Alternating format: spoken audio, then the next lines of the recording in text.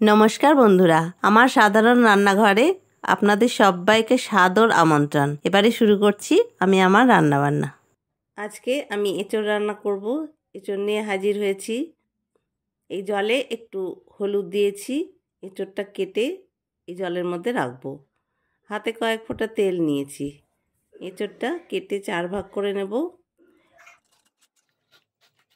ওই 4 ভাগ এঁচোড়টাকে এবার ধুয়ে নেব। পিস পিস করে আগে কেটে নেব। কেটে নিয়ে এটা ছাড়িয়ে নেব। আর সামনের এই যে বুকোটা এটাও ফেলে দেব।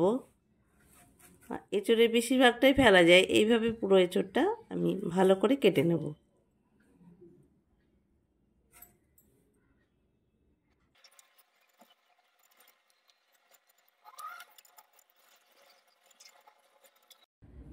শুরুতেই প্রেসার কুকারে দিয়ে দিচ্ছি সামান্য জল, আর দিয়ে দেবো একটু সর্ষের তেল। সর্ষের তেলটা দেওয়ার জন্য প্রেসার কুকারে গায়ে এঁচোড়ের যে আঠাটা লাগবে না। এবার এঁচোড়গুলো দিয়ে দিচ্ছি, আর দিয়ে দেবো একটু দুধ। তার সঙ্গে আমি একটু বোড়া ভিজিয়ে রেখেছিলাম, এই আধ ঘন্টা আগে আমি জলে দিয়ে রেখেছি। সেই বোড়াগুলো এই একসঙ্গে সিটি দিয়ে নেব। 3টে মতো সিটি দিয়ে এটা অফ করে দেব। 3টে সিটি হয়ে গেছে। আমি এবার নামিয়ে ভেপারটা বসতে দেবো। কড়াইয়ে নিয়েছি সর্ষের তেল, একটু আলু দেবো। আলুগুলো খুব ভালো করে ভেজে নেব।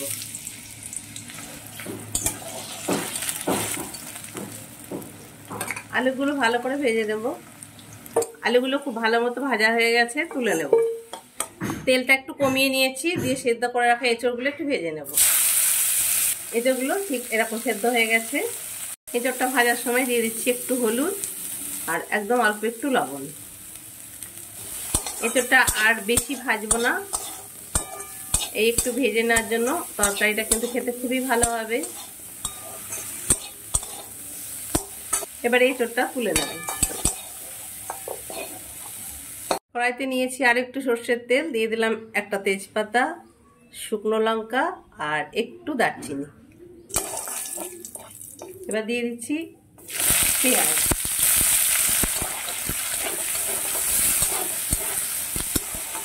পেঁয়াজটা খুব ভালো মতো ভাজা হয়ে গেছে। এবারে দিয়ে দিচ্ছি রসুন বাটা। 2 চামচ রসুন বাটা আমি দিয়ে দিলাম।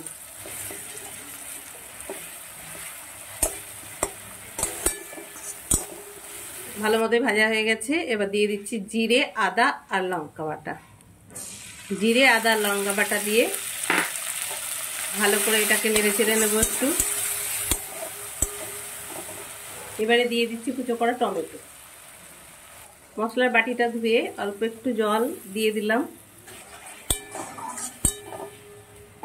এবারে দিয়ে দিচ্ছি পরিমাণ মতো হলুদ, স্বাদ মতো লবণ দিয়ে দিলাম, আর দিয়ে দিচ্ছি কাশ্মীরি লঙ্কার গুঁড়ো। স্বাদ হওয়ার জন্য দিয়ে দিচ্ছি একটু চিনি।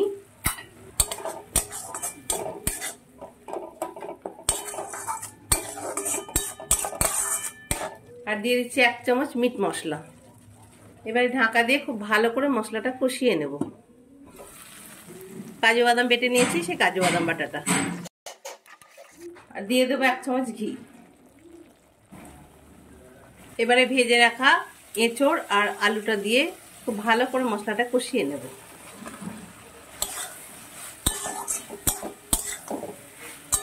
এইভাবে এঁচোড় রান্না করলে মাছ মাংস কিছুই লাগবে না, এই দিয়েই পুরো খাওয়া হয়ে যাবে। আর এই এঁচোড় রান্নাটা পুরো একদম মাংসের মতোই হয়।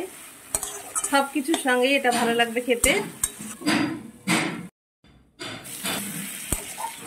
খুব ভালো মতোই কষানো হয়ে গেছে। এই সময় দিয়ে দিচ্ছি একটু যে বোড়াটা সেদ্ধ করে নিয়েছিলাম, সেই বোড়াটা। এটা একদম সুন্দর সেদ্ধ হয়ে গেছে, একদম এরকম। এটা দিয়ে দেবো। এটা বেশ সাবেকি রান্নাই বলতে পারেন, কারণ এই রান্নাটা আমি শ্বশুরবাড়ি এসে খেয়েছি বিয়ের পরে। আশা করছি এই রান্নাটা এইভাবে করে খেলে দেখবেন এটা খুবই ভালো লাগে। বেশি জল দেব না, অল্পই দেব।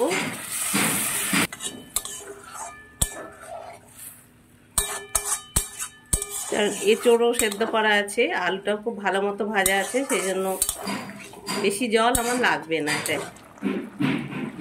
এবারে দিয়ে দিচ্ছি 1 হাতা দুধ।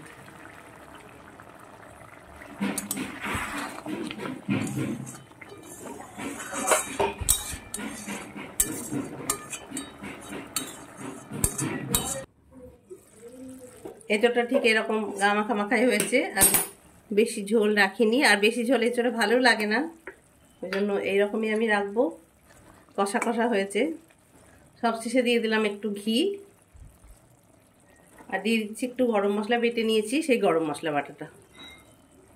আমার রান্না যদি ভালো লাগে তাহলে অবশ্যই আমার এই ছোট্ট চ্যানেলটি সাবস্ক্রাইব করবেন, বন্ধুদের মধ্যে শেয়ার করে আমার পাশে থাকবেন, এই আশা নিয়েই আজকে রান্নাটা আমি শেষ করছি।